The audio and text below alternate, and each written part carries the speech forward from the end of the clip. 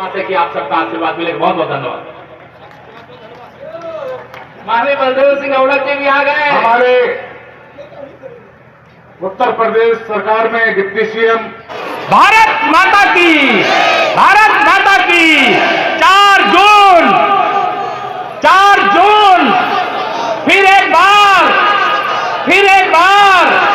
और कार्यकर्ता मित्रों, यह भी ध्यान रखना, चूंकि मैं कार्यकर्ता हूं, मेरा कार्यकर्ता सबसे महत्वपूर्ण होता है मेरे लिए, ये ध्यान रखना।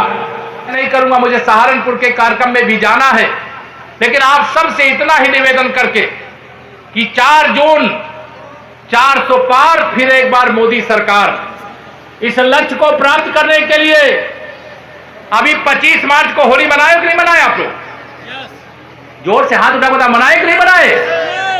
4 जून को भी होली मनाना है, मनाओगे?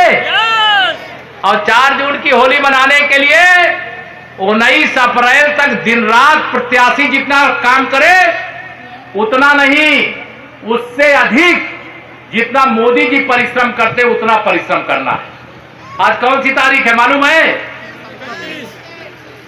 31 मार्च है, और आज से 18 दिन बचे हैं, और 18 दिन में महाभारत हो गई थी। इसलिए हिंदुओं के अगर भगवान है तो मुसलमानों के पूर्वज हैं, ये ध्यान रहना चाहिए। हमारा किसी से भेद नहीं है, हम सब मिल करके देश और प्रदेश को आगे बढ़ाने की यह लड़ाई है। और इसलिए मैं आप सभी यहां पर आए हुए अपने भाई बहनों को निवेदन करना चाहता हूं कि मोदी जी एक ऐसे नेता हैं जिन्होंने 10 साल हो गए काम करते हुए, एक भी छुट्टी लिया है क्या उन्होंने? जोर से बताओ, जैसे मालूम ही नहीं किसी को लिया है छुट्टी एक भी दिन की। उनके बारे में इसीलिए मैं कहता हूं 24 घंटे, 24 कैरेट और 24 की तैयारी है। एक अकेला मोदी अपना ठगबंधन पर है। भारी कि नहीं भारी है? बताओ, भारी है कि नहीं भारी है? आज सारे इंडी गठबंधन वाले दिल्ली में इकट्ठा है, और आज हमारे प्रधानमंत्री जी उत्तर प्रदेश की क्रांति धरा मेरठ आ रहे हैं। मैं रामपुर से उनका स्वागत करता हूं, ताली बजा करके माननीय प्रधानमंत्री जी का यहां पर स्वागत करें। और यह साधारण बात नहीं है, इसीलिए मैं कहा करता हूं हर घर में खुशहाली पहुंचे, बस इतना फर्ज निभा देना, बाकी सब मोदी कर देंगे। तुम कमल का बटन दबा देना, कमल का बटन दबा देना। अगर माननीय नरेंद्र मोदी जी के नेतृत्व में देश में सरकार बनी तो देश ने वह दृश्य भी देखा है। आतंकवादी हमले पहले भी होते थे, लेकिन आतंकवादी हमलों का जवाब बोल याद रखिएगा, नरेंद्र मोदी और कमल का। घनश्याम जी को तो देखिए अपना, आपके जिले के हैं, लेकिन आपको क्या देखना है? जैसे अर्जुन को क्या दिखाई दे रहा था? चिड़िया की आंख। न चिड़िया दिखाई दे रही थी, न पेड़ के पत्ते दिखाई दे रहे थे, न पेड़ दिखाई दे रहा था। और आप सब कार्यकर्ताओं को भी केवल अपने बूथ पर कमल का फूल दिखाई देना चाहिए। और मैं आपको विश्वास दिलाना चाहता हूं, यह चुनाव मैंने पहले ही कहा, बैठ जाए कोई बात नहीं, यह चुनाव मैंने पहले ही कहा कि यह चुनाव देश को 100 वर्ष आगे ले जाने वाला चुनाव है। बताओ है कि नहीं है?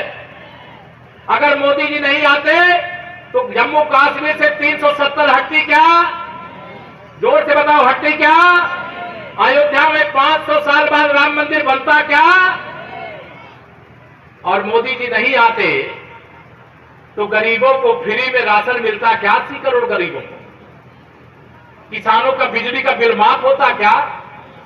हमारे ढिल्लो जी फिर आंदोलन कर रहे होते, गन्ना किसानों का बकाया है, भुगतान करो। मिल बंद हो गई है, चालू करो। घनश्याम जी को आंदोलन करना पड़ता, लेकिन आज आंदोलन की जरूरत नहीं है।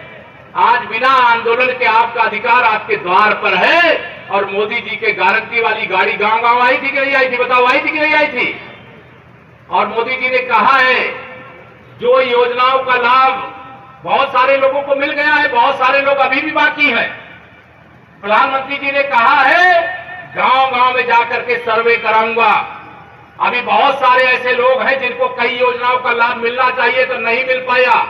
वह लाभ इसलिए नहीं मिल पाया क्योंकि जब कांग्रेस की केंद्र में सरकार थी, प्रदेश में सपा बसपा वालों की सरकार थी, तो अब यहां जनगणना हुई थी। जो गरीब था उसे अमीर दिखा दिए और जो अमीर था उसे गरीब दिखा दिए, और जो गरीबों को हक मिलना चाहिए था वो अमीरों को मिल रहा था। बताइए मिल रहा था कि नहीं मिल रहा था? सही है कि नहीं सही है?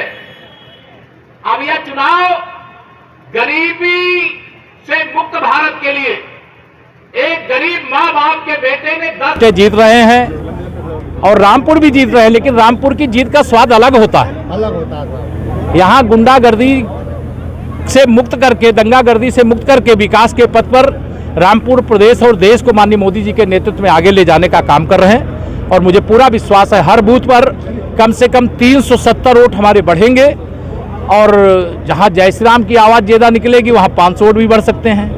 और कांग्रेस और सपा को जैसे एक्सपायरी दवा होती है, मैं मानता हूं कि सब एक्सपायरी डेट वाली राजनीतिक पार्टियां हो गई हैं और जनता ने इन्हें नकार दिया है। सर, मुख्तार को लेकर क्या कहेंगे सर? उसमें कहना क्या है, वो तो मुख्तार अंसारी की मौत को लेकर तमाम प्रकार के सवाल खड़े किए जा रहे हैं, तो आप किस नजर से देखते हैं? नहीं, हमें नहीं लगता है कि जो सवाल खड़े किए जा रहे हैं वो शुद्ध रूप से राजनीति है। अब कोई बीमारी से किसी के साथ कुछ हो जाता है तो उसको उसमें राजनीति करना वो अच्छा नहीं। सपा का चुनाव के दौरान टिकट बदलना क्या मानेंगे? नहीं, सपा सफा हो रही है, सपा समाप्तवादी पार्टी हो रही है। कांग्रेस और जो सपा का गठबंधन है वो पूरी तरह से फ्लॉप हो चुका है। और अभी तो मतलब आपने यह देखा है, अभी तो वो अंतर कलह से जूझ रही समाजवादी पार्टी और इंडी गठबंधन के लोग हैं, ना उनको प्रत्याशी मिल रहे हैं और ना लड़ने के लिए, अगर कहीं घोषित कर दे रहे हैं तो लड़ने को तैयार नहीं होते, तो फिर टिकट बदलते हैं। और यहाँ कई जगह यह खेल हो रहा है, वो हम लोग देख रहे हैं, लेकिन हम उनकी ओर ध्यान नहीं देते। हम तो जानते हैं कि सपा समाप्त हो गई है, कांग्रेस मुक्त उत्तर प्रदेश हो गया। समाजवादी पार्टी ने खुद खेला कर बैठे अपने आप ही। ये समाजवादी पार्टी की बीमारी है, भाजपा की बीमारी नहीं। भाजपा पूरी तरह से स्वस्थ है, भाजपा पूरी तरह से जनता पर विश्वास रखती है, अपने कार्यकर्ता पर विश्वास रखती है, उसके आधार पर विजय पथ पर आगे पास होगा और कौन फेल? भाजपा पास हो गई है, केवल कमल के फूल की बटन दबाने का लोग इंतजार कर रहे हैं कब चुनाव की तिथि आवे। उत्तर प्रदेश में कितनी सीटें लेकर 80 की 80 जीतेंगे, इसको लेकर किसी को कोई संशय नहीं होगा। समाजवादी पार्टी की ये चौराहे की हड्डियां जो फूटी है, इससे जो मुस्लिम वोटर के अंदर एक कंफ्यूजन पैदा हुआ है, तो मुस्लिम ये हमारी समस्या नहीं है जी, हमारी समस्या जो थी वो समाप्त हो चुकी है। समस्या कोई है तो वो समाजवादी पार्टी की है, कांग्रेस पार्टी की है। और मैंने कहा कांग्रेस मुक्त भारत और सपा बसपा से मुक्त उत्तर प्रदेश, इस दिशा में हमारा यूपी आगे निकल गया। लोगों को विकास चाहिए, गुंडागर्दी नहीं चाहिए, भ्रष्टाचार नहीं चाहिए, गरीब कल्याण की योजनाओं का लाभ चाहिए। और हमारी सरकार में सबका साथ सबका विकास जो भाषण है वही यथार्थ की धरती पर है। इसके कारण भारी जन समर्थन मिल रहा है, लाखों लाख वोटों के अंतर से हमारे सभी प्रत्याशी सांसद चुने गए हैं, क्या कहेंगे? कौन चुना गया? पहली बार निर्विरोध सांसद चुने गए। सांसद नहीं, विधायक चुने विधायक, हाँ जी, चुने गए। स्वागत करूंगा। ये तो कांग्रेस, मैंने कहा कि कांग्रेस एक्सपायरी डेट वाली राजनीतिक पार्टी हो गई है, क्योंकि उनको अगर अरुणाचल में कांग्रेस है, वहाँ सपा बसपा नहीं है, तो अगर उनको प्रत्याशी भी नहीं मिल रहे हैं तो उत्तर प्रदेश वालों के लिए संदेश साफ है कि कांग्रेस और सपा गठबंधन को जब प्रत्याशी नहीं मिल रहे हैं तो वो चुनाव क्या जीतेंगे। इसलिए वोट बर्बाद नहीं करना, वोट का महत्व समझ करके अपने अधिकार का उपयोग करें और लोकतंत्र को मजबूत बनाने। एक अंतिम सवाल है, बसपा नेता शमसुद्दीन राय ने कहा है कि भाजपा मुसलमानों को डराकर वोट लेती है। ये डराने का काम, धमकाने का काम करने वाले उत्तर प्रदेश की सत्ता से चले गए।